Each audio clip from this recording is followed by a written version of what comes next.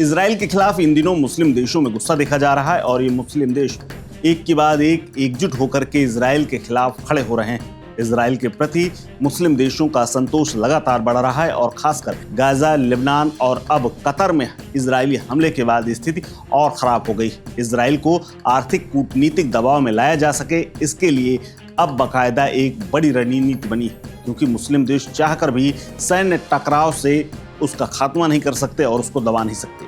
लेकिन वास्तविकता में मुस्लिम देशों की एकता अभी आंशिक है।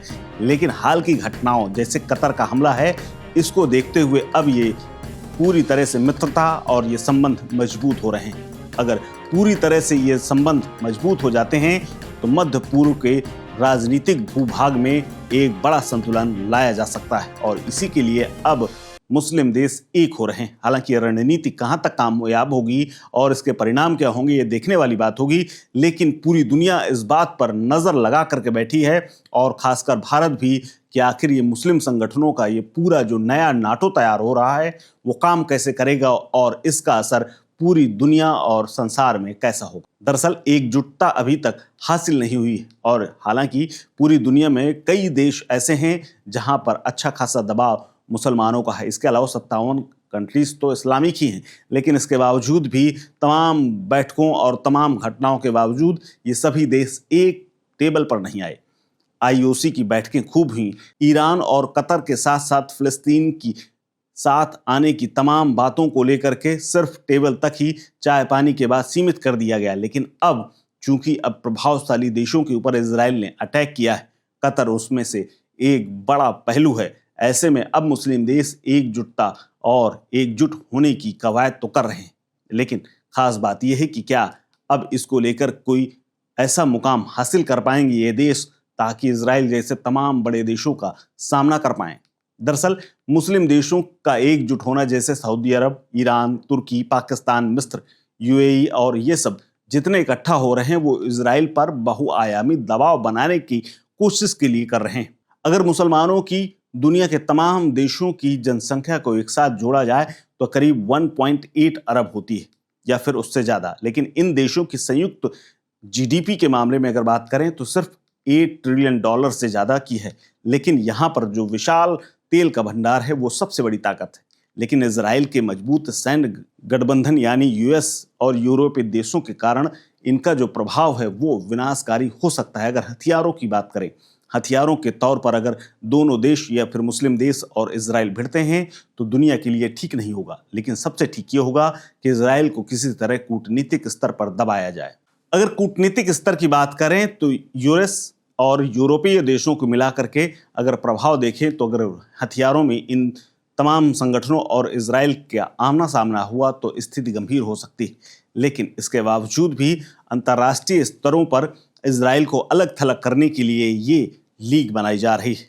हालांकि अब बात यह है कि अगर ये हथियारों के दम पर लड़ना चाहेंगे तो हथियारों के लिए किसके पास जाएंगे, क्योंकि रूस, अमेरिका और चीन का ही हथियारों के बाजार में दबदबा है। रूस और अमेरिका ये दोनों सबसे बड़े सप्लायरों में से माने जाते हैं। वहीं चाइना का माल भी तेजी से पूरी दुनिया में बिक रहा है। अगर ये एकजुट होते हैं और प्रभाव में लेने की कोशिश करते हैं तो युद्ध की स्थिति ऐसी बनेगी कि इजराइल के सामने भी इनको हथियार खरीदने के लिए जाना पड़ सकता है। हालांकि कुछ मुस्लिम देश ऐसे भी हैं जिनकी इजराइल के साथ ठीक ठाक दोस्ती है, लेकिन क्या वो इजराइल की वैधता पर सवाल उठाएंगे, ये अपने आप में बड़ा सवाल है। हालांकि ये मुस्लिम देश बायकॉट के जरिए दबाव बना सकते हैं। मुस्लिम देश इजराइल के साथ व्यापार बंद कर सकते हैं। 1973 के अरब तेल प्रतिबंध ने पूरी दुनिया की अर्थव्यवस्था को हिला दिया था।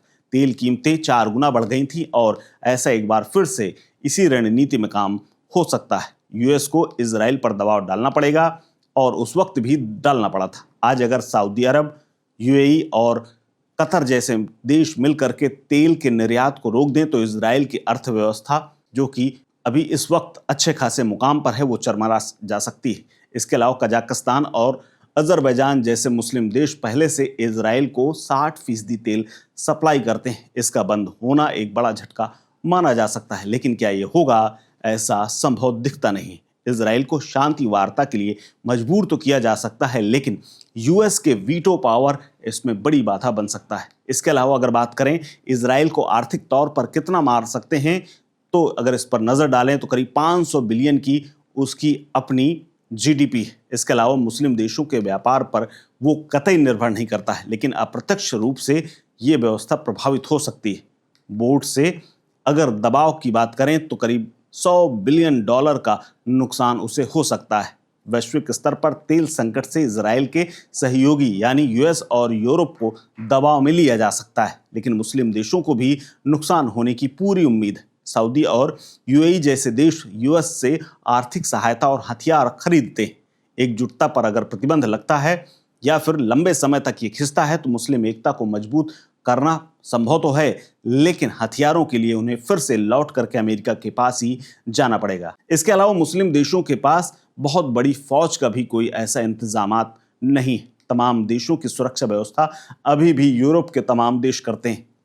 ईरान, पाकिस्तान और तुर्की की संयुक्त सेना लाखों में है, लेकिन इजराइल की आईडीएफ को चुनौती देने के लिए ये पर्याप्त तो है, लेकिन इनके पास अत्याधुनिक हथियार नहीं।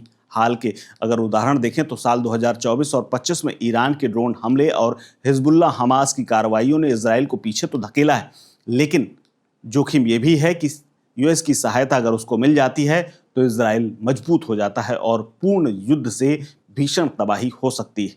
गाजा में अब तक करीब 43,000 मौतें हो चुकी हैं, पहले भी इससे ज़्यादा हो चुकी हैं। 1948 से लेकर के 67 के बीच में अरब और इजराइल देशों के बीच में कभी भी मुस्लिम देशों के बीच में आपस में बनी नहीं और एकता की कमी ऐसी रही जिसके चलते हमेशा इजराइल हावी रहा। इसके अलावा एक सकारात्मक पक्ष भी है। अगर मुस्लिम देश एक साथ आते हैं तो यमन, ईरान और हमास के मिसाइलों का संयुक्त बचाव न करने की इजराइल की हवाई रक्षा यानी आयरन डोम कमजोर हो सकता है। अगर सब मिलकर के एक साथ हमला करेंगे तो ये गैर प्रभावी भी हो सकता है। कुल मिलाकर के प्रभाव बड़ा लेकिन जोखिम भरा भी होगा। इतिहास दिखाता है कि एकजुटता से इजराइल को झुकना पड़ा था और 1973 में तेल संकट के कारण वो मुश्किल में भी आया था, लेकिन यूं ही उसे जीत लेना आसान नहीं, क्योंकि अमेरिका जैसा देश उसके साथ खड़ा है। इस खबर में फिलहाल इतना ही। अपडेट्स के लिए बने रहिए वन इंडिया हिंदी के साथ। नमस्कार। Subscribe to One India and never miss an update. Download the One India app now.